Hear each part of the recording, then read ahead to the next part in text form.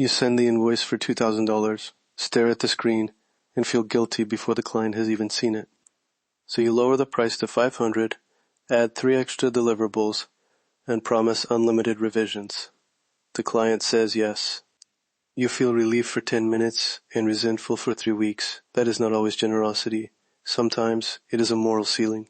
This is money patterns decoded. Today, we're exposing the belief that being good requires staying financially small. The pattern is simple to state, but difficult to see from the inside. I can be a good person, or I can become financially free, but I cannot be both. You may say you want more money, while quietly suspecting that substantial wealth requires dishonesty, exploitation, or some form of personal compromise. So part of you reaches for abundance, while another part guards the door and asks, "What will this make me?" This is the moral ceiling pattern. It is an unconscious agreement to remain limited so you can preserve a clean self-image. It can look like undercharging, rescuing people who never asked to be rescued, apologizing for success, or rejecting profitable opportunities before anyone has rejected you. You call it humility, you call it kindness. Sometimes it is. But sometimes fear is wearing a very respectable coat. Here is what it can look like in ordinary work.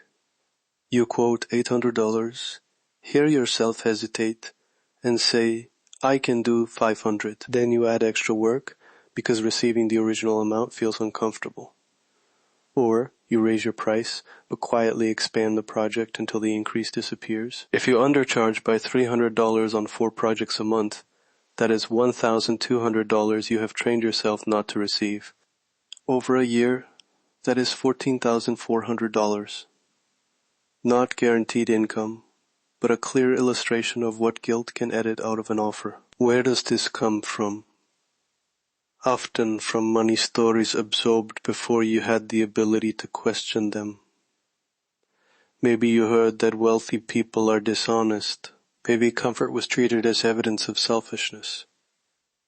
Maybe someone in your family worked hard, struggled constantly, and resented anyone who seemed to have choices. Or perhaps you watched money create control and conflict, and your mind made a protective decision. If I never have too much, I can never become one of those people. That decision can survive long after the original danger has passed. You receive a payment, then give it away immediately. You make a promising offer, then assume nobody can afford it without asking. You treat your client's budget as your moral responsibility, while treating your own needs as an ethical inconvenience. And notice what happens next. The financial result appears to confirm the belief. You remain small, then point to your smallness as proof that you are safe and good. Psychology has a useful term for part of this, moral licensing. After doing something you consider generous, you may give yourself permission to avoid a difficult responsibility. But the pattern can also run in reverse. You refuse fair compensation, and the refusal becomes evidence of your goodness. I am not like them. I do not care about money. Yet refusing payment does not automatically make you ethical. It may simply make your work unstable, your generosity resentful, and your choices narrower. This is where we need to separate conscience from inherited guilt. Conscience points to a violated standard. It can say, the terms were hidden, or the person was pressured, or I promised more than I delivered. Guilt without a specific violation simply says wanting more makes you bad. That is not ethical analysis, that is an old accusation repeating itself. The esoteric lens gives us a useful image. In alchemical symbolism, gold is raw potential made visible through refinement. Gold itself is not corrupt, but in the hands of an unconscious person it can become vanity, control, or obsession. The issue is not the substance. The issue is the consciousness directing it. Money works in much the same way. It does not create your character from nothing. It amplifies patterns, increases options, and reveals what your choices are already organized around. So do not ask only, will money corrupt me? Ask a better question. What standards will govern me when I have more choice?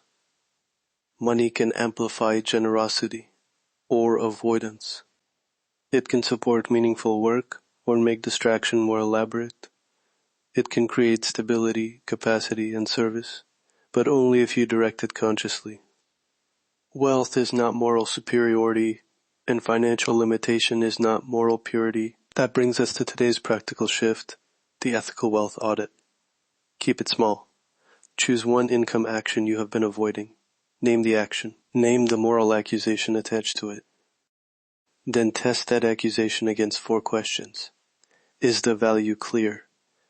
Is the other person giving meaningful consent? Will I deliver what I promised? Is the exchange fair?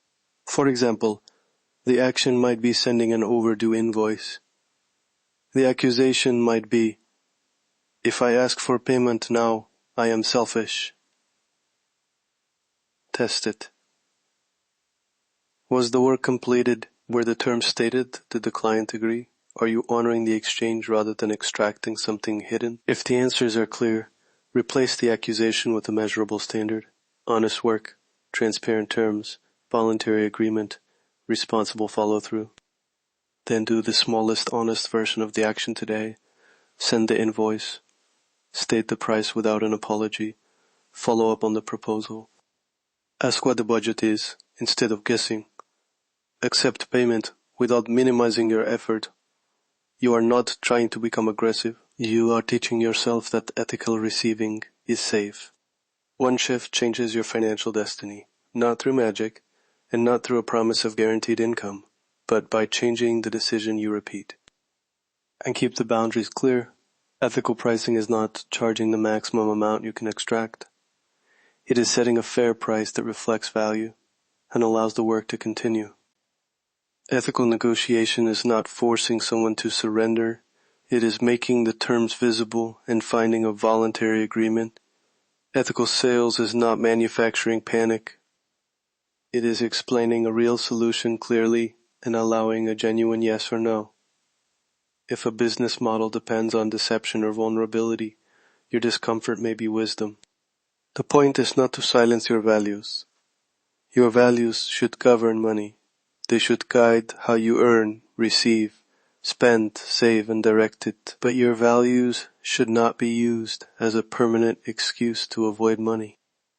Receiving fair payment can help you rest, improve your work, support others, and make choices from stability instead of fear. The pattern is the prison. Awareness first. Action second. Before midnight, identify one avoided income action. Write down the accusation. Test it against value, consent, delivery, and fairness. Then take one aligned step. Do not wait until you feel completely comfortable. Comfort is not the test. Clarity is. Money is a pattern, not a person. You do not have to confuse financial limitation with moral cleanliness. That is the money pattern. That is the mechanism. And that is your shift today. If you're ready to decode the full architecture of your financial life, explore my complete library at Desmarques.com. Money is a pattern. Awareness is the key.